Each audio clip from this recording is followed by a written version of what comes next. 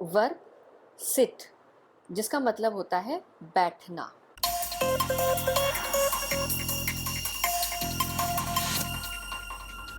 Seat ये एक action word है जिसका अर्थ होता है कि आप बैठने की प्रोसेस में हैं, बैठने की प्रक्रिया में हैं।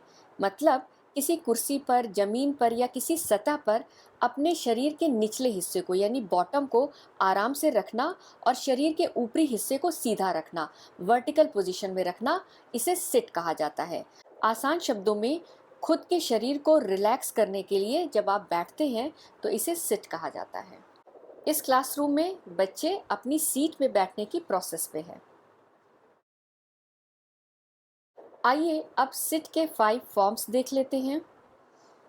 V1 फॉर्म प्रेजेंट फॉर्म है sit, V2 form past form है sat, V3 form past participle form है sat, V4 form present participle form है सिटिंग और V5 फॉर्म यानी कि थर्ड पर्सन सिंगुलर फॉर्म है सिट्स।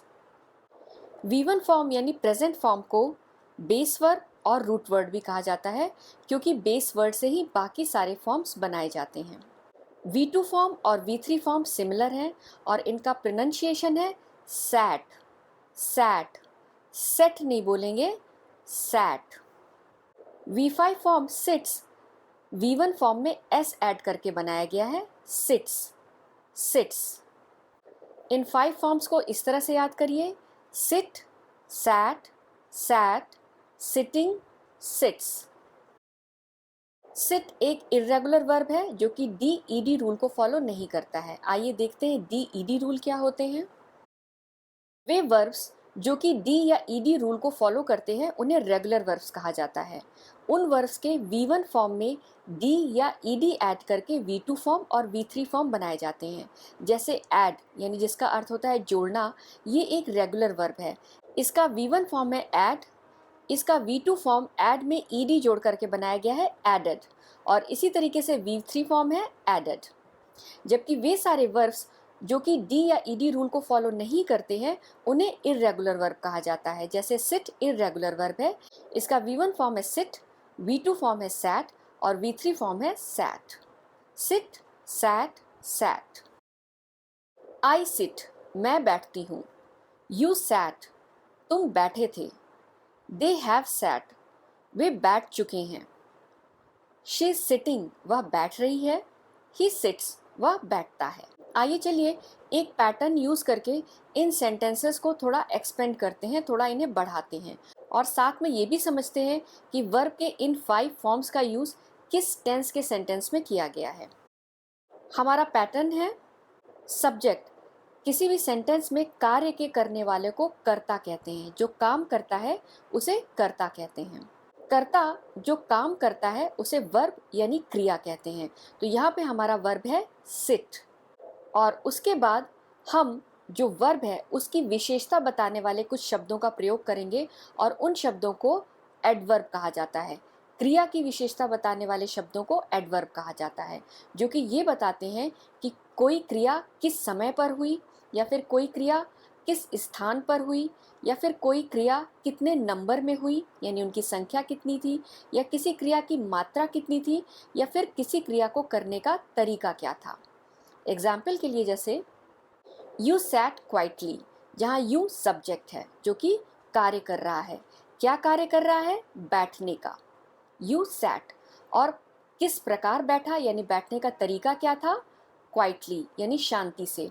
तुम शांति से बैठे थे। तो इस तरह हम इस पैटर्न का यूज करेंगे, subject plus verb plus adverb. आई सिट मैं बैठती हूँ, ये प्रेजेंट इंडेफिनिट टेंस का एक अफर्मेटिव सेंटेंस है जहाँ आई सब्जेक्ट है और उसके साथ V1 form of verb sit का यूज किया गया है। प्रेजेंट इंडेफिनिट टेंस के सेंटेंसेस का प्रयोग हैबिट बताने के लिए या फिर रूटीन बताने के लिए किया जाता है। आइए पैटर्न को यूज करके हम अपना सेंटेंस थोड़ा और इंफॉर्मेटिव बनाते हैं। ये रहा हमारा पैटर्न जहाँ पर सब्जेक्ट है आई, वर्ब है सिट और एडवर्ब है हियर डेली। यहाँ 2 एडवर्ब्स का यूज़ किया गया है। पहला हियर जो ये बताता है कि बैठने की जो प्रक्रिया है वह कहाँ होती है और डेली वो ये बता रहा है कि बैठने की प्रक्रिया कब कब होती है। तो हमारा सेंटेंस क्या बन जाता है? आई सिट हियर डेली, मैं यहाँ रोज बैठती हूँ। यू सैट, आप बैठे थे। ये पास्ट इंडेफिनिट टेंस का एक अफर्मेटिव सेंटेंस है जहाँ पर यू सब्जेक्ट है और उसके साथ V2 form of the verb use किया गया है। पास्ट इंडेफिनिट टेंस का यूज़ हम तब करते हैं जब हमें बताना हो कि कोई कार्य पास्ट में ही शुरू होकर के पास्ट में ही ख़त्म हो गया है। आइए हम अपना सेंटेंस बनाते हैं। यहाँ पर एक बच्चा है जो कि पेड़ के छांव में बैठा हुआ है और ये रहा हमारा सेंटेंस पैटर्न, जहाँ पे सब्जेक्ट है यू, वर्ब है सैट और एडवर्ब है in the garden. You sat in the garden, आप बगीचे में बैठे थे।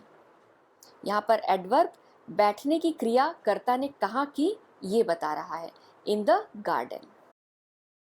दे हैव सैट, वे बैठ चुके हैं। ये प्रेजेंट परफेक्ट टेंस का एक अफर्मेटिव सेंटेंस है जहाँ दे सब्जेक्ट है, दे के साथ हमेशा हैव इस हेल्पिंग वर्ब का यूज़ किया जाता है और साथ में V3 form of the verb sat का यूज़ किया गया है। आइए हम अपना सेंटेंस बनाते हैं। ये है हमारा सेंटेंस पैटर्न, जहाँ सब्जेक्ट है दे, हेल्पिंग वर्ब है हैव, वर्ब है सैट और एडवर्ब है here for hours. They have sat here for hours, वे घंटों से यहाँ बैठे हैं। यहाँ पर प्रेजेंट परफेक्ट टेंस का यूज़ इसलिए किया गया है क्योंकि जो बैठने का काम था वो भूतकाल में शुरू हुआ था और अभी तक प्रेजेंट में अभी तक जारी है। शी इज सिटिंग, वह बैठ रही है। ये प्रेजेंट कंटिन्यूअस टेंस का एक अफर्मेटिव सेंटेंस है जहाँ शी सब्जेक्ट है, इज हेल्पिंग वर्ब है जो कि हमेशा शी के साथ यूज़ किया जाता है, साथ में V4 form of verb sitting का यूज़ किया गया है।